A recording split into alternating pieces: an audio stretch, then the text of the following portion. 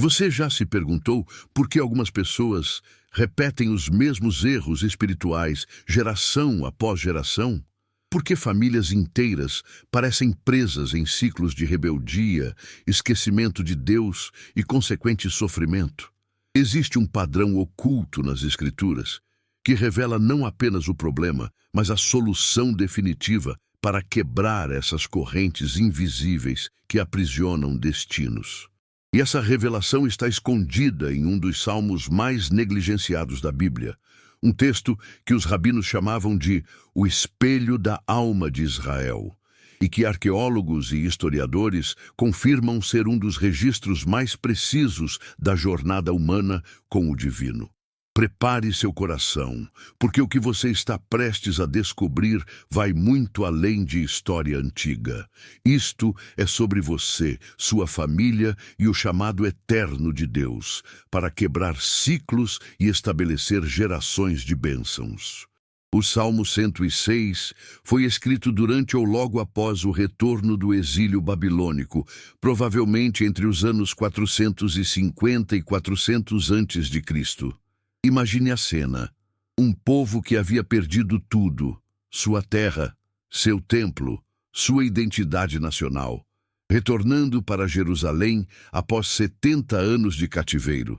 A distância entre Babilônia e Jerusalém era de aproximadamente 1.700 quilômetros, uma jornada que levava cerca de 4 meses a pé. Arqueólogos descobriram registros babilônicos que confirmam não apenas o exílio, mas as condições extremas que os judeus enfrentavam como estrangeiros em terra hostil. Este salmo nasce desse contexto de dor profunda, mas também de esperança renovada.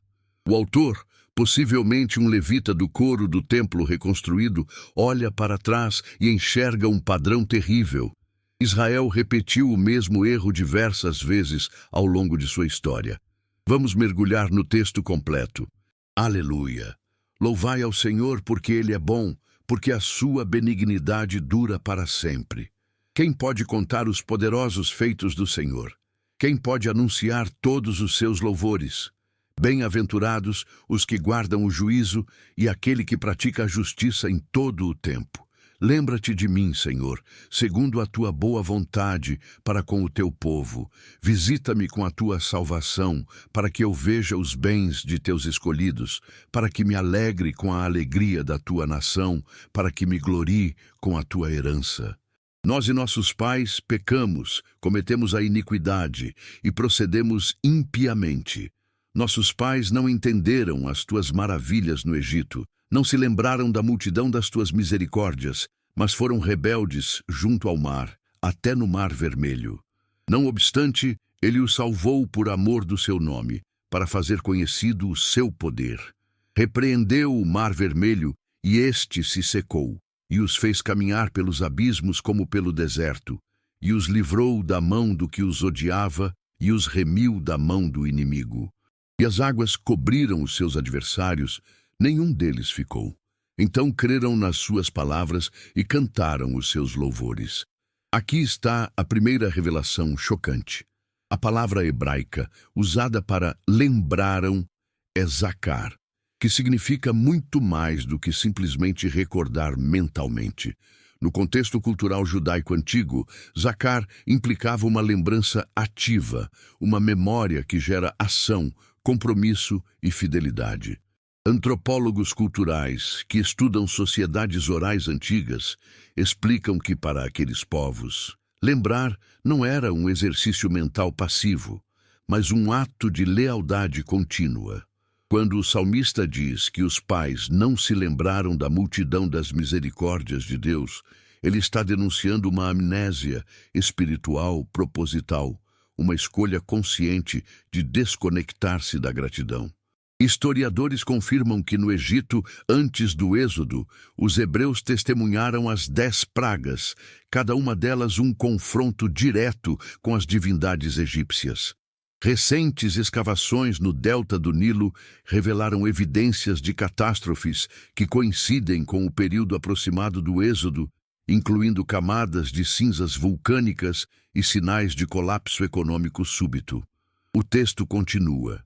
Mas cedo se esqueceram das suas obras, não esperaram o seu conselho. Encheram-se de cobiça no deserto e tentaram a Deus na solidão. E ele lhes deu o que pediram, mas fez definhar a sua alma. Tiveram inveja de Moisés no arraial e de Arão, o santo do Senhor. Abriu-se a terra e tragou a Datã e cobriu a congregação de Abirão. E acendeu-se um fogo na sua congregação. A chama abrasou os ímpios. Fizeram um bezerro em Horebe e adoraram a imagem fundida. Assim trocaram a sua glória pela figura de um boi que come erva. Esqueceram-se de Deus, seu Salvador, que fizera grandes coisas no Egito, maravilhas na terra de Cão, coisas tremendas no Mar Vermelho. Portanto, intentou destruí-los, não fora Moisés, seu escolhido, se ter colocado perante ele na brecha, para desviar a sua ira, a fim de que não os destruísse. A expressão encheram-se de cobiça vem do hebraico avá ta'ava, uma construção linguística que os estudiosos chamam de cognato acusativo, que intensifica dramaticamente o significado. Literalmente seria desejaram um desejo, mas o sentido cultural é de uma obsessão incontrolável, um desejo que consome a alma. Geólogos que estudaram a Península do Sinai confirmam que aquela região era, e ainda é, um dos ambientes mais hostis do planeta. Temperaturas que ultrapassam 50 graus Celsius durante o dia e despencam para próximo de zero à noite. Para aquela época, cruzar o deserto era arriscadíssimo, porque não havia mapas confiáveis, não havia sistemas de navegação, apenas conhecimento oral e observação das estrelas. O deserto do Sinai cobre aproximadamente 60 mil quilômetros quadrados de paisagem árida. Imagine um povo de aproximadamente 2 milhões de pessoas, segundo estimativas conservadoras baseadas no censo descrito em números, atravessando esse território por 40 anos.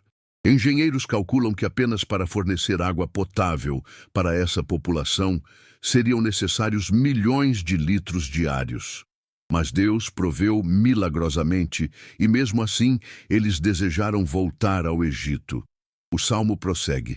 Também desprezaram a terra aprazível, não creram na sua palavra, mas murmuraram nas suas tendas e não deram ouvidos à voz do Senhor. Portanto, levantou a sua mão contra eles, para os derrubar no deserto, para derrubar a sua semente entre as nações e espalhá-los pelas terras. Também se juntaram com Baal-peor e comeram os sacrifícios dos mortos. Assim, o provocaram à ira com as suas obras, e a praga rebentou entre eles. Então se levantou Fineias e executou o juízo, e cessou aquela praga. E foi-lhe imputado isto por justiça, de geração em geração, para sempre. A palavra hebraica para desprezaram é mas, que significa rejeitar com desdém, considerar sem valor. Arqueólogos que escavaram sítios em Canaã descobriram que a terra prometida era, de fato, extraordinariamente fértil, comparada ao deserto. A região entre o Rio Jordão e o Mediterrâneo tinha solo vulcânico rico em minerais, chuvas sazonais regulares e acesso a rotas comerciais estratégicas. Documentos assírios e egípcios da época descrevem Canaã como a terra que flui leite e mel, uma expressão que não era poética, mas literal. Especialistas em agricultura antiga explicam que a criação de cabras e abelhas naquela região produzia excedentes comercializáveis. Desprezar essa terra era desprezar a provisão soberana de Deus. E note a menção a Baal-peor. Historiadores explicam que Baal era o deus cananeu da fertilidade e das tempestades. O culto a Baal envolvia prostituição ritual, baseada na crença de que atos sexuais humanos estimulavam os deuses a fertilizar a terra. Para aquela época, isso era revolucionário porque conectava a espiritualidade com prosperidade agrícola de forma explicitamente imoral. Quando Israel se juntou a Baal-peor, não estava apenas cometendo idolatria, estava trocando o Deus da vida por deuses que exigiam degradação humana. Vejamos a continuação. Indignaram-no também junto às águas da contenda, de sorte que sucedeu mal a Moisés por causa deles, porquanto irritaram o seu espírito, de modo que falou imprudentemente com seus lábios. Não destruíram os povos, como o Senhor lhes dissera. Antes se misturaram com as nações e aprenderam as suas obras. E serviram aos seus ídolos, que vieram a ser-lhes um laço. Demais disto, sacrificaram seus filhos e suas filhas aos demônios, e derramaram sangue inocente, o sangue de seus filhos e de suas filhas, que sacrificaram aos ídolos de Canaã. E a terra foi manchada com sangue. Assim, se contaminaram com as suas obras e se corromperam com os seus feitos. A expressão sacrificaram seus filhos e suas filhas aos demônios refere-se especificamente ao culto a Moloque, uma prática cananeia documentada tanto na Bíblia quanto em registros arqueológicos. Escavações em Cartago, uma colônia fenícia no norte da África, revelaram o Tofete, um cemitério onde milhares de urnas contendo restos de crianças sacrificadas foram descobertas. Especialistas em religiões antigas explicam que o sacrifício infantil era praticado por fenícios, cananeus e outros povos da região, especialmente em tempos de crise. A palavra hebraica para demônios aqui é shedim, termo raro no Antigo Testamento que aparece apenas 2 vezes. Linguistas explicam que shedim possivelmente deriva do acádio shedu, referindo-se a espíritos protetores, mas no contexto hebraico ganha conotação maligna. O salmista está denunciando não apenas idolatria, mas uma apostasia tão profunda que envolvia derramamento de sangue inocente. Para aquela sociedade, isso significava romper o pacto mais sagrado, a proteção das gerações futuras. O salmo avança. Pelo que a ira do Senhor se acendeu contra o seu povo, de modo que abominou a sua herança, e os entregou na mão dos gentios, e aqueles que os odiavam se assenhorearam deles. E os seus inimigos os oprimiram, e foram humilhados debaixo das suas mãos. Muitas vezes os livrou, mas o provocaram com o seu conselho e foram abatidos pela sua iniquidade. Contudo, atendeu à sua angústia, ouvindo o seu clamor. E por amor deles se lembrou do seu conserto e se arrependeu segundo a multidão das suas misericórdias. Fez com que deles se compadecessem todos os que os levaram cativos. Aqui está o coração do ciclo secreto. Deus os livrou. Eles se rebelaram, sofreram consequências, clamaram. Deus os restaurou e o ciclo recomeçava. Historiadores documentaram que entre a conquista de Canaã sob Josué até o exílio babilônico transcorreram aproximadamente 800 anos. Durante esse período, Israel experimentou repetidos ciclos de fidelidade temporária, seguida de apostasia. O livro de Juízes sozinho registra 7 grandes ciclos desse padrão. Antropólogos culturais revelam que sociedades tribais antigas dependiam fortemente de memória coletiva transmitida oralmente. Quando uma geração falhava em transmitir a história da fidelidade de Deus, a próxima geração inevitavelmente se desviava. Mas aqui vem a revelação que muda tudo, confirmada tanto pelas Escrituras quanto pela história. Deus nunca desistiu. A frase "se lembrou do seu conserto" usa novamente Zacar, mas agora é Deus quem lembra ativamente. Mesmo quando Israel esquecia, Deus permanecia fiel. O Salmo conclui: Salva-nos, Senhor Deus nosso, e congrega-nos de entre os gentios, para que demos graças ao teu santo nome e nos gloriemos no teu louvor. Bendito seja o Senhor Deus de Israel, desde a eternidade até a eternidade. E todo o povo diga: Amém. Louvai ao Senhor. A súplica final, congrega-nos de entre os gentios, confirma o contexto pós-exílico. O verbo hebraico kabatz significa reunir, juntar o que foi espalhado. Especialistas em história judaica explicam que o retorno do exílio não foi um evento único, mas um processo que levou décadas. Esdras e Neemias lideraram diferentes ondas de retorno. Documentos persas descobertos confirmam que Ciro, rei da Pérsia, emitiu decretos permitindo povos cativos retornarem às suas terras.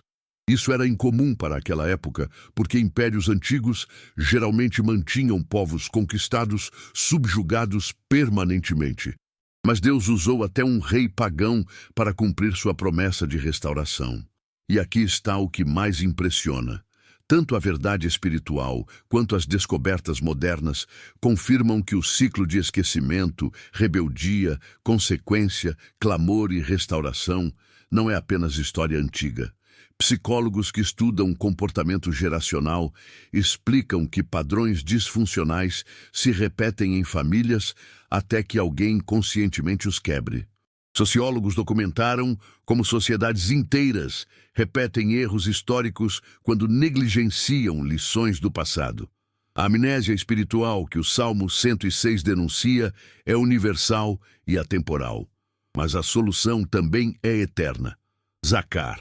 Lembrar ativamente das misericórdias de Deus, não como exercício nostálgico, mas como compromisso renovado de fidelidade. Então, como colocamos isso em prática hoje?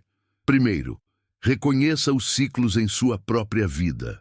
Existe algum padrão de comportamento, pensamento ou relacionamento que você repete apesar das consequências dolorosas? Segundo, pratique zacar espiritual. Crie lembretes tangíveis das vezes que Deus interveio em sua história. Israelitas usavam pedras memoriais. Nós podemos usar diários espirituais, símbolos visuais, celebrações anuais. Terceiro, transmita fielmente. Se você tem filhos, sobrinhos, discípulos, não permita que a próxima geração cresça sem conhecer os feitos poderosos de Deus em sua vida e na história da igreja. Quarto, quebre ciclos conscientemente. Identifique onde seus pais ou avós falharam espiritualmente e escolha trilhar caminho diferente. Isso não é desonra, é sabedoria. Quinto, creia na fidelidade de Deus mesmo quando você falha. O Salmo 106 revela que a misericórdia divina é maior que nossa rebeldia crônica. Para aquela época, este salmo era revolucionário, porque confrontava toda a história nacional de Israel com honestidade brutal. Não há glorificação, não há vitimização, apenas verdade crua. Nós falhamos repetidamente, mas Deus permaneceu fiel. Hoje, essa mensagem continua revolucionária, porque vivemos em cultura que evita responsabilidade pessoal e prefere culpar circunstâncias. O Salmo 106 não nos permite esse luxo. Ele diz, você tem escolha, você pode quebrar o ciclo, mas precisa lembrar ativamente, praticar fidelidade consistentemente e clamar genuinamente quando falhar. Arqueólogos ficaram impressionados ao descobrir que muitos eventos descritos neste salmo têm correspondência em registros históricos externos. A palavra original revela um significado que transforma nossa compreensão. Quando Deus se lembra de seu povo, ele não está corrigindo o esquecimento divino, mas ativando sua aliança de forma nova e poderosa. Especialistas explicam que essas práticas espirituais de memória ativa eram fundamentais para a identidade judaica e são igualmente essenciais para a vitalidade cristã. Hoje sabemos que essa região onde tudo aconteceu, desde o Egito até Canaã, é um corredor de civilizações onde impérios se ergueram e caíram.